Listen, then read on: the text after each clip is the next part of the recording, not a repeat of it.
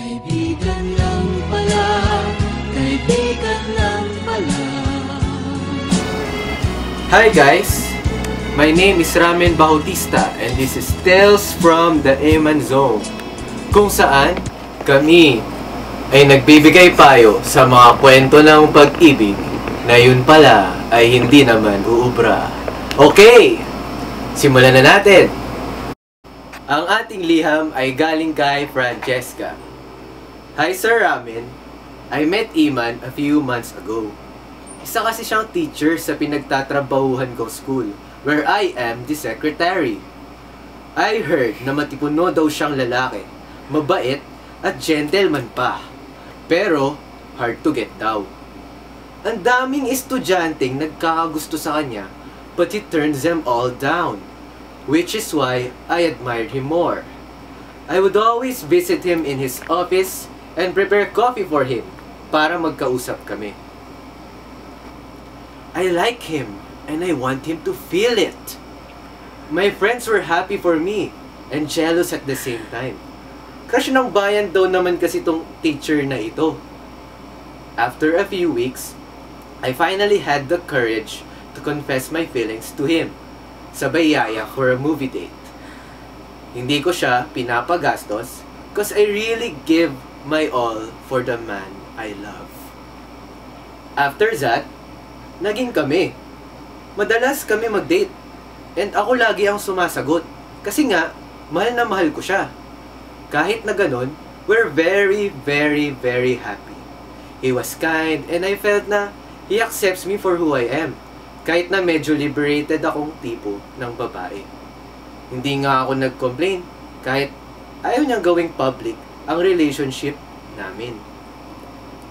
After a few months, the norms in our relationship started to change. Ayaw na niya ako lagi ang nanilibre. Minsan, inuunahan niya ako magbayad kasi nakakonsensya raw siya. Bukod pa dyan, he suddenly gives negative remarks whenever I smoke. I can feel that there's something going on. Minsan tinatanong ko siya, Bebe, mahal mo ba talaga ako? Pero change topic lang siya. Gayunpaman, I did not stop showing him how I felt. Hindi ko na lang pinapansin yung mga may doubts ko. At paulit-ulit ko na lang sinasaksak sa utak ko na mahal niya ako at mahal na mahal ko rin siya. Until one day, I realized na ilusyon lang pala yung pagmamahal niya sa akin. My friend accidentally saw and read the letter I am making for him. Nakarating kay Iman and super nagalit siya. Sinisigawan niya ako. Kabilin-bilinan niya raw na wag kakalat yung relationship namin. That time, I had enough. I came to my senses. Sinabi ko, kung talagang mahal niya ako, bakit ayaw niyang maging public ang relationship namin? Sabay sagot siya na, siguro nga, hindi tayong para sa isa't isa. And that night, we broke up.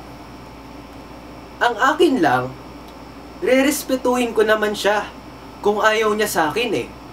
But why did Iman had to make me feel that he really loves me? Sir Ramram, paano ko ba may iwasan ang pagiging tanga sa love? Ayoko na maging tanga na magbubuhos ng lahat tapos babaliwalain lang in the end. Please help me. Love, Francesca.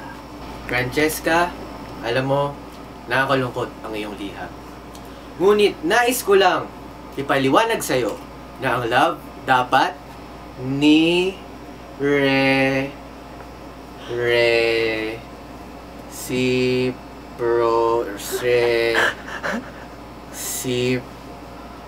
reciprocate. Ang love dapat two-way.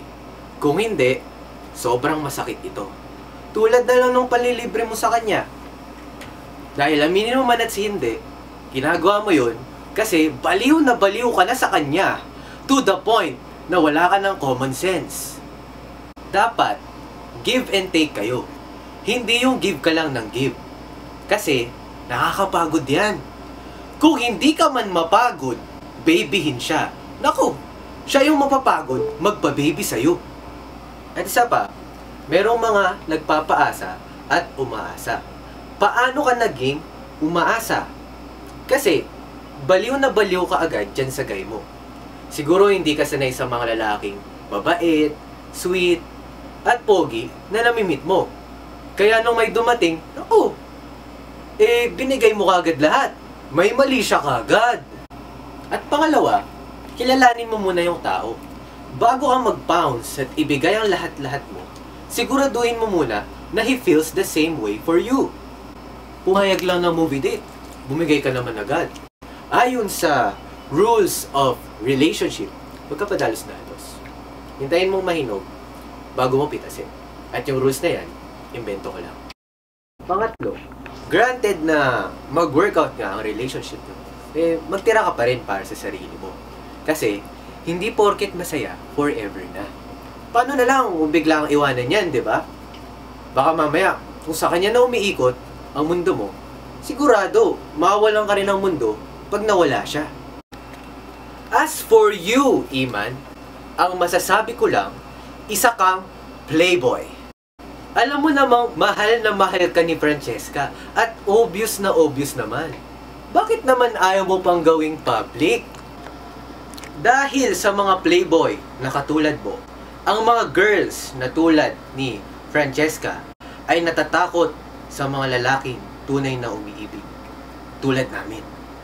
Pag nakita kita, basta. As for everyone else, wag na wag ipapakita na patay kayo sa isang tao. Bakit? Kasi, nagbibigay yan ng kapal ng muka dun sa taong yun. At yung kapal ng mukha na yan, ang siyang wawasak at dudurog sa puso mo. So, Francesca, lagi mong tatandaan, there is more to life than love. At, nasaktan ka nga, natuto ka naman. Hanggang sa muli, ako si Ramen Bautista, and this is Tales from the Iman Zone. Paalam! Kaibigan